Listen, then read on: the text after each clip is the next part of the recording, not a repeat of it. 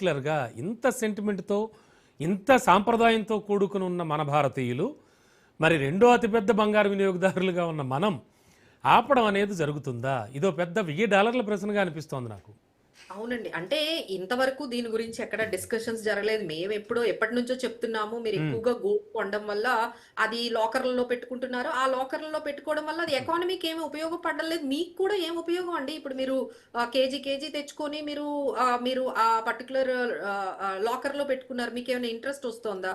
అందుకని కొత్తగా మళ్ళీ మనం ఏం చేసాము, డిజిటల్ అయినా కొనుక్కోండి. కనీసం మీరు ఆ ఫిజికల్ అన్నా మానేసి యెస్. మీరు సావరెన్ డిజిటల్‌లో బాండ్స్. పెట్టుకోండి. హ్మ్. సావరెన్ గోల్డ్ బాండ్స్ పెట్టుకోండి. అవును. దాన్ని కూడా ఎంకరేజ్ చేశారు. హ్మ్. బట్ దాన్నైనా అంత ఎక్కువగా ఆదరించలేదు గదండీ! దాని మీద కన్నా ఇంకా ఎక్కువగా ఫిజికల్ గోల్డ్‌ని ఇంపోర్ట్ చేసుకునే దాని మీదే ఎక్కువగా ఇంట్రెస్ట్ చూపిస్తారు మన వాళ్ళందరూ కూడా. సో, ఇప్పటికి కూడా అంటే మీరు గమనిస్తే మనం ఈడబుల్ ఆయిల్ అంటే మనం రోజు వండుకునే కుకింగ్ ఆయిల్ కన్నా మనం 5 టైమ్స్ వాల్యూ ఉన్న గోల్డ్‌ని తెచ్చుకుంటున్నాం. అంటే మనం అర్థం చేసుకోవచ్చు. దేని మీద మనం ఎక్కువగా ఇంపోర్ట్ చేసుకుంటున్నాం. అంటే కుకింగ్ ఆయిల్ కన్నా మనం గోల్డ్ ఇంపోర్ట్స్ మీదే మనం ఎక్కువ డాలర్స్ అన్నీ కూడా 5 టైమ్స్ ఖర్చు పెడుతున్నాం. ఇంకొకటి అవును. మీరు చూస్తే హ్మ్. అలానే మనము ఈ ఈ పర్టిక్యులర్ మనకి ఈడబుల్ ఆయిల్స్ గాని, ఫెర్టిలైజర్స్ అండి. ఫెర్టిలైజర్స్ ఒక ఫార్మర్‌కి ఎంత ఇంపార్టెంట్ అండి? హ్మ్. అది ఫెర్టిలైజర్స్ ఉంటే గదండీ మనందరం రోజు తినగలుగుతాము. వాళ్ళు మనకు పండించగలుగుతారు. కావాల్సిన అవును. వాళ్ళకి కావాల్సినవన్నీ కూడా మనకి ఎక్కువ ప్రొడక్షన్ అనేది జరుగుతూ ఉంటుంది. సో, ఫెర్టిలైజర్స్ కన్నా 4 టైమ్స్ మనం గోల్డ్‌నే ఎక్కువ ఇంపోర్ట్ చేసుకుంటున్నాం. అంటే ఫెర్టిలైజర్స్ కన్నా ఇంపార్టెంటా?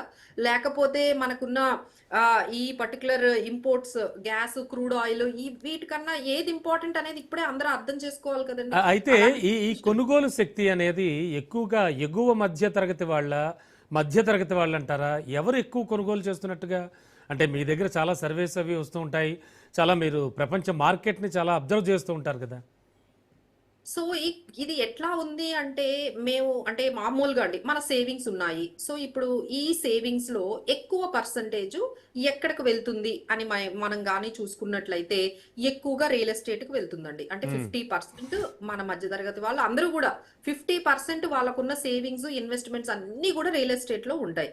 ఇక ఆ తర్వాత మనకొస్తే బ్యాంక్ ఎఫ్‌డీసు, ఇన్స్యూరెన్స్‌లు, ఈ పీపీఎఫ్‌లు ఇవన్నీ ఒక 10-20% వరకు ఉంటాయి. గోల్డ్‌లో దాదాపుగా 20% మన సేవింగ్స్ అన్నీ ఉన్నాయి. అంటే ఇప్పుడు వాళ్ళు చెప్తున్నదేంటంటే, అకౌంట్ ప్రకారం చూసుకుంటే చాలా అంత మనకి లేదండి. అన్‌అకౌంటెడ్ గోల్డ్ అంటే లెక్క పెట్టలేని అంత గోల్డ్ మన దగ్గర అంటే వరల్డ్‌లోనే 25,000 టన్స్ ఆఫ్ గోల్డ్ ఇది ఎక్కడా లేదండి. అంటే అఫీషియల్‌గా అయితే హ్మ్. ఇది ఫిగర్ కాదు. బట్ థిస్ ఈస్ ఏంటంటే అన్‌అకౌంటెడ్ గోల్డ్. ఈ అన్‌అకౌంటెడ్ గోల్డ్ అందరి లాకర్స్‌లో కూడా ఇలా 25,000 టన్స్ వరకు మన ఇండియాలో ఉంది అని ఒక సర్వే అనేది మనకి చెప్తోంది. సో, ఎవరు కొంటున్నారు అనేది కాదండి. అసలు కొనలేని వాళ్ళు ఎవరున్నారు జెప్పండి. ఎవ్రీ వన్ అంటే ఎగ్జాక్ట్‌లీ వాళ్ళకి అండి. హ్మ్. కొనలేని వాళ్ళెవరూ లేరండి. Every one is buying. ఇంకొకటేంటంటే, ఈ మధ్య కాలంలో ఇంకొంచెం ఎక్కువ అవ్వడానికి కారణం ఏంటంటే, లాస్ట్ 3 ఇయర్స్ నుంచి గోల్డ్ ఇచ్చిన రిటర్న్స్ అండి. సో, అవును. దాన్ని కూడా మనం తప్పు హ్మ్. పట్టలేము. సో, లాస్ట్ 3 ఇయర్స్ నుంచి ఏది అంటే స్టాక్ మార్కెట్స్ రిటర్న్స్ ఇవ్వలేదు. ఇంకా ఎటువంటి అసెట్ క్లాస్ ఒకవైపు ఇన్‌ఫ్లేషన్ పెరుగుతోంది. ఒకవైపు ఇంట్రెస్ట్ రేట్స్ తగ్గాయి కదండీ! హ్మ్. బ్యాంకుల్లో కూడా ఇంట్రెస్ట్ రేట్స్ తగ్గాయి. అంతా కూడా 5%, 8% అనగానే గోల్డ్ ఒక్కటేనండి మనకు ఒక 20%, 30% రిటర్న్స్ అనేవి కన్సిస్టెంట్‌గా ఒక 3 ఇయర్స్ నుంచి గోల్డ్ అనేది 30, 40% పైనే మనకి లాస్ట్ ఇయర్ అయితే మనకి యెస్ మ్యామ్. 2025లో అంటే అసలు యెస్ మ్యామ్. అంటే ఇండియాలో ప్రతి ఏటా సుమారు 10-12 మిలియన్ల వివాహాలు జరుగుతున్నాయట. ముఖ్యంగా మన సీజన్ కూడా మనకు తెలిసింది. అక్టోబర్ నుంచి ఫిబ్రవరి వరకు. అవును. అవునండి. ఇక్కడే కరెక్ట్‌గా ఇక్కడే ఎక్కువ కన్జ్యూమ్ అవుతోంది. ఇక్కడే బాగా వ్యామోహం చెందుతున్నారు వాళ్ళు. అంటే బాగా కొనుక్కోవాలి, మా పిల్లలకి పెట్టాలి అని ఫీల్ అవుతున్నారు. సో దీన్ని ఆపడం ఏమైనా సాధ్యపడే పనంటారా? అంటే ఇప్పటికీనండి మన ఇంపోర్ట్స్ చూసుకుంటే $72 బిలియన్ యెస్. ఎవ్రీ ఇయర్ మనము గోల్డ్‌ని ఇంపోర్ట్ చేసుకుంటూ ఉన్నాం. అది ఇయర్ ఆన్ ఇయర్ మీరు చెప్తున్నట్టుగా పెరుగుతూనే ఉంది. సో, ఎవ్రీ ఇయర్ కూడా గోల్డ్ ఇంపోర్ట్స్ పెరుగుతూనే ఉన్నాయి. సో, ఒకవైపు ఇంపోర్ట్ డ్యూటీని అంటే ఇప్పుడు అందరూ ఆలోచించుకోవాలండి. ఇప్పుడు ఏమవుతుంది మీకు గోల్డ్ ఇంత ఇంపార్టెంట్. సో, సరే గోల్డ్ ఇలా మీరు కొంటూ ఉండండి. సరే ఇక నెక్స్ట్ లెవెల్‌లో ఇక గవర్నమెంట్ ఏం చేస్తుంది? డీజిల్ రూ. 5 పెంచింది, లేకపోతే క్రూడ్ ఆయిల్ అదే లేకపోతే క్రూడ్ ఆయిల్ ఇంకా పెరగడం వల్ల పెట్రోల్, డీజిల్ పెంచారు. ఎల్‌పీజీ గ్యాస్ రూ. 50 సో మీకు నష్టం దేనివల్ల ఎక్కువగా జరుగుతదండి? అంటే మీకు petrol price, diesel price, gas price పెంచడం వల్ల ఎక్కువ నష్టం జరుగుతుందా? గోల్డ్ కొనొద్దు, కొనకండి అని ఏం చెప్పట్లేదండి. లిమిట్ అంటే మీరు కొన్న దాంట్లో కొంచెం తగ్గించండి. లేదు అసలు ఇంపార్టెంట్ మీరన్నది ఇంకా పర్ఫెక్ట్ అండి. అంటే పెళ్ళిళ్ళకి కొనుక్కుంటున్నారు, లేకపోతే వాళ్ళ ఇంట్లో ఫంక్షన్స్‌కి కొనుక్కుంటున్నారు. ట్రెడిషనల్ అది కూడా యాక్సెప్టెడేనండి. బట్ అసలు ఈ అవసరం లేకుండా కొనుక్కున్న వాళ్ళ సంగతేంటి? ఎగ్జాక్ట్లీ. అవును. ఇంట్లో అస్సలు అవసరమే లేదు. ఇప్పుడు గోల్డ్ కొనుక్కోవలసిన అవసరమే లేదు వాళ్ళకి. కానీ ఇలా షాపుకు వెళ్లి గోల్డ్ కొనుక్కుంటున్న వాళ్ళే ఎక్కువున్నారని నా ఉద్దేశం. Yes ma'am. Yes ma'am. Ma'am and so, one more thing. వాళ్ళని ఉద్దేశించి చెప్తున్నారండి. అట్‌లీస్ట్ మీరు ఒక్కసారి ఆలోచించండి. మేము కూడా ఎప్పటినుండో చెప్తున్నాం. ఇప్పుడు గోల్డ్ మనం వెళ్తూ ఉంటే ప్రతి ఒక్క మహిళ లేకపోతే ప్రతి ఒక్క ఇంట్లో కూడా 2 స్కీములు నడుస్తున్నాయండి. గోల్డ్ స్కీములు. అవును. అవును. ఆళ్ళ తాహతుకు తగ్గించి అంటే 5,000 దగ్గర నుంచి 50,000, ₹1,00,000 కూడా గోల్డ్ స్కీములు వేసుకునే వాళ్ళని మనం చూస్తూ ఉన్నాం. అవును. అవునండి. ఈ ఆ స్కీమ్‌లన్నీ మేము ఎప్పటినుంచో చెప్తున్నాం. మేమేం గోల్డ్ స్కీమ్‌లు వెయ్యొద్దు అని చెప్పట్లేదు. అమ్మ 2, 3 ఎందుకు? ఒక స్కీమ్ ఏసుకోండి, 2 ఏసుకోండి.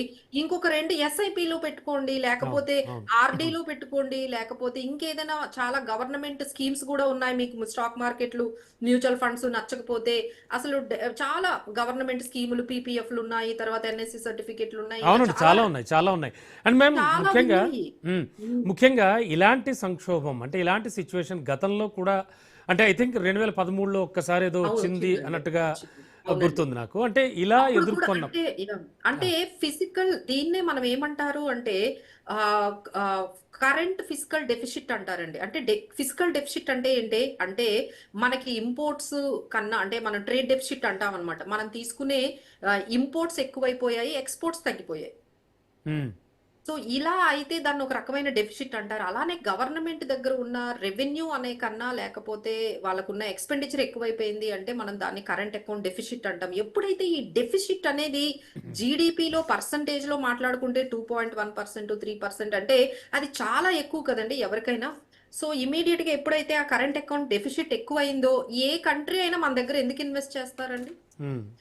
వీళ్ళకే అసలు ట్రేడ్ డెఫిసిట్‌లో ఉన్నారు. కరెంట్ అకౌంట్ డెఫిసిట్‌లో ఉన్నారు.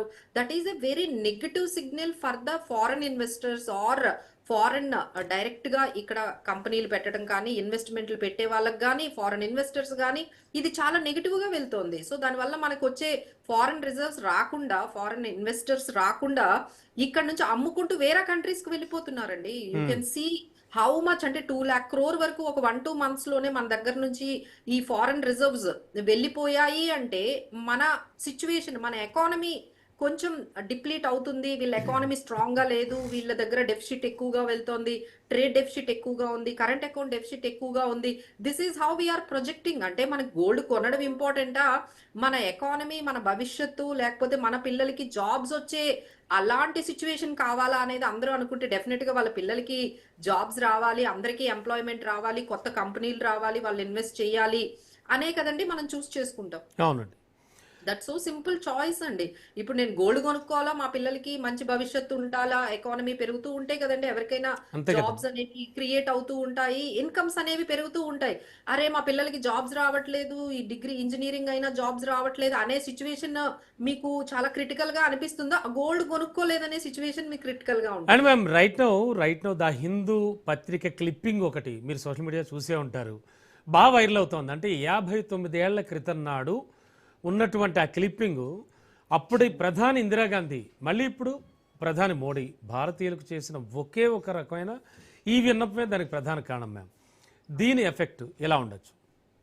అదేనండి. చెప్తున్నాను గదా! అంటే ఇప్పుడు మనకి సిట్యుయేషన్ అనేది క్రిటికల్‌గా ఉంది. కొన్ని 1 ఇయర్ వరకే కదండీ! ఆయన కూడా చాలా స్పెసిఫిక్‌గా చెప్పారు. హ్మ్. ఎప్పుడైతే మనకి ఈ క్రూడ్ ఆయిల్ ధరలు